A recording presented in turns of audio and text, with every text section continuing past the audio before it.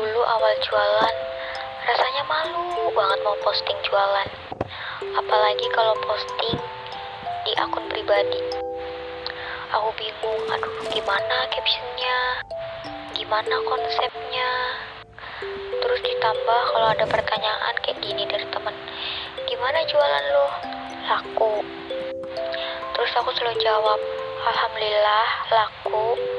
Padahal aslinya nggak laku juga sih.